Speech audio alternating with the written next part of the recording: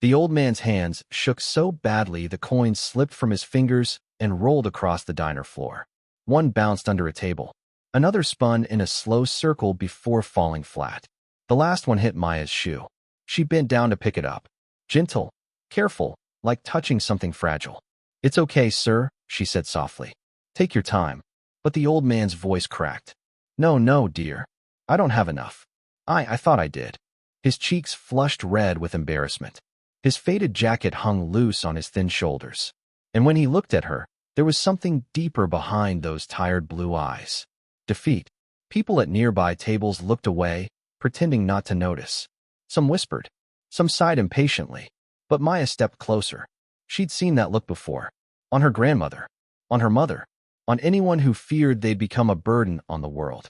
"How much are you short?" she asked gently. He swallowed. $7. She smiled softly. "Then don't worry about it. I've got it." The old man froze. No, I can't let a young woman pay for my meal. I didn't realize the price went up." His voice crumbled like paper. "Sir," Maya said quietly, "you ate half your meal before you even noticed. You needed it." His lower lip trembled. "But I don't want to take from someone who works so hard." She pressed his hand lightly. "You're not taking anything from me. You're giving me a chance to do something good today." He blinked at her. Once, twice. Like he didn't understand kindness anymore. Like kindness had become a stranger to him. "What's your name, dear?" he asked. "Maya." He squeezed her hand with surprising strength. "My name is Edward," he whispered. "And you've just saved an old man's pride." She shook her head. "You don't owe me anything, Edward." But he looked at her. And in that look, she saw a lifetime of pain he didn't say aloud. "People don't help someone like me much anymore," he murmured. "They think old age is a burden." Maya's throat tightened. "You're not a burden," she said.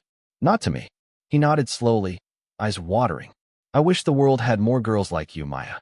She smiled, hiding the ache in her chest. Edward gathered his worn hat, thanked her again, and walked slowly to the door, each step heavy with years. Maya watched him go, wondering why that goodbye felt heavier than others. She didn't know that someone was watching her from the corner booth. A man in a gray suit, quiet, unreadable. He saw the whole thing. Every word, every gesture, every piece of kindness she didn't think anyone noticed. The next morning, when Maya walked into the diner, hair still damp from her cheap apartment shower, apron tied tight around her waist, the door chimed behind her. A man in a crisp black suit stepped in. Tall, formal, holding a leather briefcase. He walked straight to her. "Maya Thompson?" She blinked. "Yes." He reached into his coat, pulled out a small velvet pouch, and placed it in her hand. Confused, she opened it. Inside lay a single brass key. What is this for?" she whispered. The lawyer gave her a soft, knowing smile. "It's the key," he said quietly, "to the house of the man whose meal you paid for yesterday." Maya felt her breath stop. "Edward," the lawyer nodded, "and he left you a message." Her heartbeat thundered in her ears. "A message?" she whispered. "Yes," he said, "and it's going to change your life." The lawyer's voice softened, almost as if he understood how unreal this moment felt. Maya stared at the brass key in her palm, warm from her touch, cold from its weight. It felt impossible, like a joke, like a mistake waiting to break her heart. How could he leave me anything?" Maya whispered, hands trembling. "I barely knew him. I just paid for his meal." The lawyer shook his head gently. "You didn't pay for a meal, Miss Thompson. You gave him dignity, and that mattered more to him than you know." Her chest tightened. Dignity, the one thing life had always tried to take from her. Where is he now?" she asked. The lawyer's eyes dropped for a moment. "Edward passed away late last night." Maya grabbed the edge of the counter to steady herself. He died," her voice cracked. "But he seemed okay. He had late-stage heart failure," the lawyer said softly. "He knew his time was near. He just didn't speak of it." Her breath shook. The diner lights blurred. Edward's tired smile flashed in her mind. "Why would he leave anything to me?" she whispered. The lawyer opened his briefcase and pulled out a sealed envelope. Her name was written on the front, in shaky but warm handwriting. "Maya." Her heart twisted when she saw it. The lawyer nodded toward it. "He wanted you to read it yourself." Hands trembling, Maya opened the envelope. A letter, creased, smudged, written with love, slid out. She unfolded it carefully, and Edward's voice filled the words like a quiet echo. My dear Maya, if you are reading this, then I've already left this world. Don't be sad. I lived long, and I lived fully. You must be wondering why a stranger would leave you a key. The truth is, you were no stranger to me. You reminded me of my daughter. She had your kindness, your eyes, your way of speaking softly but carrying storms inside you. I lost her 15 years ago. Cancer. She was all I had. And when she died, I lost the will to live. But yesterday, when you covered my bill, when you spoke to me like I mattered, for a moment, it felt like my daughter was standing in front of me again. You didn't just give me a meal, Maya. You gave me back the part of myself I thought was gone forever. I don't have much left in this world. But what I do have, I want you to have. Inside the house, there are letters, memories, a small amount of money, and something else. Something I believe belongs to someone with a heart like yours. Be kind to yourself, Maya. You're worth more than life has allowed you to believe. With gratitude, Edward Mason. By the time she finished, Maya's cheeks were wet. Tears fell onto the paper, blurring the last line. He left me his house? She whispered. The lawyer nodded. It's a small home. Old, but stable. He wanted you to have a place where you could finally breathe. She shook her head. This isn't right. I didn't do anything to deserve this. You did something most people don't anymore, he said softly. You noticed him. You cared.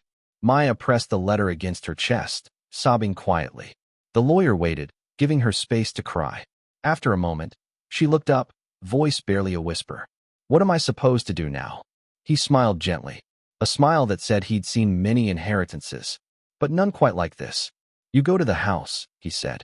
You open the door, and you let life give something back to you for once. Her breath trembled, a place of her own, for the first time in her life. But something kept her rooted in fear. What if it's a mistake? She whispered. What if I open that door and I don't belong there? The lawyer looked at her with surprising warmth. Maya, the moment you paid for that man's meal, you earned every blessing he wanted to give you. Before she could respond, the diner door chimed again, and her manager stepped out with suspicion in his eyes. Maya, is everything okay? She looked at him, then at the trembling letter in her hands, then at the key resting in her palm like a new heartbeat. It's more than okay, she whispered, and somewhere deep in her chest, hope flickered to life. A small, trembling flame that refused to die. The sky was dimming when Maya finally reached the old neighborhood. The lawyer's car rolled to a gentle stop, and he pointed toward a small house tucked beneath an oak tree that looked older than time. There it is, he said quietly. Maya stepped out, heart pounding so hard she could feel it in her wrists. The house was simple, white paint chipping at the corners, a porch swing swaying in the soft breeze, and a garden overrun with wildflowers that refused to stop blooming. It wasn't fancy. It wasn't big, but it felt like it had been waiting for someone, waiting for her. Maya held the brass key tightly as she walked up the worn steps. Her breath shook with every step. This isn't real, she whispered. It can't be real. The lawyer remained by the gate, giving her space. She reached the faded blue door, paused, closed her eyes, and slid the key into the lock. It turned smoothly, like the door had been opened thousands of times, always by hands that loved it. The lock clicked.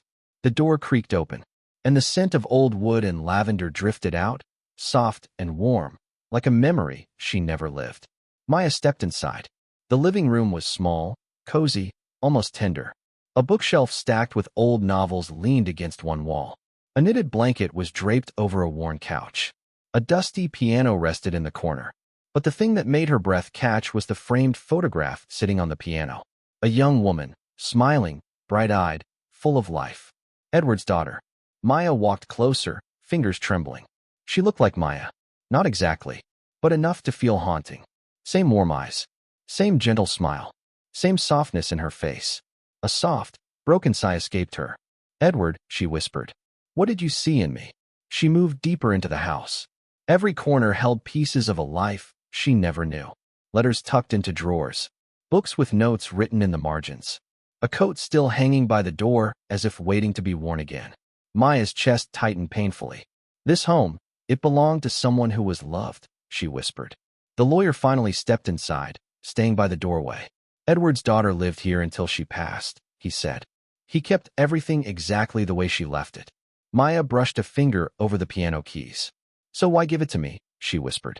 The lawyer hesitated before answering. Because you reminded him of her. Not just in how you look, but how you are. Maya swallowed hard. He didn't know me. He knew enough, the lawyer said softly. He saw your kindness. Your patience. The way you looked at people. He said. He hadn't seen eyes like yours since his daughter passed. The words hit her like a wave. Maya pressed a hand to her chest, tears welling. I don't deserve this, she whispered again. The lawyer shook his head. Edward believed you did. And if you ask me, he wasn't wrong. Maya continued walking through the house, each room unfolding like a story. A tiny kitchen with mismatched mugs. A bedroom with a quilt hand-stitched with love. A tiny shelf filled with seashells labeled with little notes in Edward's handwriting. Her favorite. She found this one in Florida. We picked this one together. Every detail felt sacred. But when Maya entered the last room, a small study tucked at the end of the hall, she froze. The walls were covered in drawings. Sketches. Portraits. Scenes from life. And right in the center of them, a drawing of her. Maya. The drawing wasn't perfect, but the eyes, the softness, the tired kindness. It was her. What is this? She whispered, voice shaking. The lawyer stepped closer. Edward drew that last night. After he returned home, he said softly. He told me he hadn't felt inspired in years until he met you. Maya covered her mouth with her hand. This can't be real. This can't be real. He left one more thing for you, the lawyer said gently. He reached into his briefcase and pulled out a sealed brown envelope. Maya opened it slowly. Inside was a small handwritten note and a bank document. She read the note first. Maya, there is money in the account. Enough to give you a start. Enough for you to stop hurting for a while.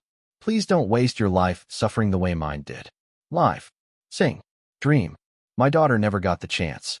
But you still can. Edward. Maya's knees gave out. She sat on the carpeted floor, the letter pressed against her heart, tears streaming down in quiet rivers. The lawyer crouched beside her. You can take all the time you need. Maya whispered through trembling breaths. He didn't even know me. How could he love me like this? The lawyer shook his head gently. He didn't love you, Maya. He recognized you. Her breath stopped. Recognized me? Yes, he said. In you. He saw the kindness the world stole from him. In you. He saw the daughter he missed. In you he saw hope. Maya broke completely then. Not from sorrow. Not from fear. But from something she had never been given. Unconditional kindness. A gift she never asked for, but desperately needed. She looked around the little home. Warm, quiet, safe. And whispered, as if Edward could still hear her. Thank you. Her voice cracked. Thank you for believing I deserved something good. She wiped her tears and stood slowly. New warmth. New responsibility. New life. She wasn't just holding a key. She was holding a second chance. A chance she didn't know she needed until it was placed in her hands by a man she'd only met once, but who saw her more clearly than anyone ever had. Night had settled fully by the time Maya finished wandering through the house. The old floorboards creaked softly under her feet, as if welcoming her. Every room whispered a story, a memory she had never lived, yet somehow felt connected to. She stood in the small study again, staring at the wall of drawings, each one a piece of Edward's heart. Her own portrait remained in the center, sketched with a softness that made her chest ache. Why me, Edward? She whispered into the empty room. Why give all of this to someone like me? A faint breeze drifted through the cracked window, rustling the corner of a paper pinned near the desk. Maya stepped closer. It was another drawing, unfinished. A sketch of a young woman holding a coffee pot, smiling at a table. Her hair tied back, her eyes kind. At the bottom, in Edward's shaky handwriting, were 3 words. She saved me. Maya pressed her hand to her mouth, tears sliding silently down her cheeks. She hadn't saved him. Not really. She'd just paid for his meal, just spoken to him gently. But maybe kindness was heavier than she realized. Maybe it meant more than she ever allowed herself to believe. She knelt beside the desk, where a box sat tucked beneath a stack of yellowed papers. A small label was taped to the top. For Maya, open when ready. Her fingers trembled as she lifted the lid. Inside were letters. Dozens of them. Written by Edward to his daughter after she passed. Letters he never sent. Letters he never shared. Letters full of love, guilt, regret, memories. But at the very bottom lay a small velvet jewelry box. Maya lifted it with trembling hands and opened it slowly. Inside was a delicate silver necklace. Simple, beautiful, timeless. A tiny charm hung at the center. A small heart carved with initials. E and L. Edward and Lily. His daughter's name. A note lay underneath. She wanted someone kind to have this one day. Someone I believed would carry love the way she did. That someone is you, Edward. Maya closed her eyes as the meaning washed over her. This wasn't just a house, or a gift, or a gesture. This was legacy. Love passed from a father to a daughter, from a daughter's memory to a waitress, from a stranger to a stranger, all because kindness bridged the distance. Her phone buzzed suddenly in her pocket, startling her. A message from her manager. You're late. If you don't come in tomorrow, don't bother showing up again. Maya stared at the screen for a long moment. Then she looked around the house. Warm, still, waiting for her. A home she never had. A chance she never expected. She typed back one sentence. I won't be coming in. No apology. No explanation. For once in her life, she didn't need to defend herself. She set the phone aside, clasped the necklace around her neck, and stepped out onto the porch. The night breeze kissed her face, cool and gentle. And for the first time in years, her shoulders relaxed. She breathed. Really breathed. This house wasn't a weight. It wasn't pressure. It wasn't charity. It was proof. Proof that the world still noticed quiet people. People who worked through pain. People who gave more than they ever received. People like her. She sat on the porch swing, letting it sway softly beneath her, and whispered into the wind. I'll take care of it, Edward. I'll honor her. And you. She looked down at the brass key in her hand. It didn't feel heavy anymore. It felt like hope. Pure. Unexpected. Deserved. As the moon rose above the oak tree, casting silver shadows across the porch, Maya closed her eyes and let warmth settle in her chest. A poor waitress with no family, no stability, no dreams left to chase, had been chosen by fate, chosen by kindness, chosen by a man who saw her heart in a single moment. And she realized something powerful. Sometimes the smallest kindness becomes the biggest turning point. Sometimes holding the door open for someone else opens a door you never imagined for yourself. And sometimes a single meal, paid in silence, is repaid with a lifetime of grace. If this story touched your heart, share it. Because kindness doesn't always wear a smile, and heroes don't always wear uniforms. Sometimes they walk in covered in dust, carrying stories that could change your heart forever.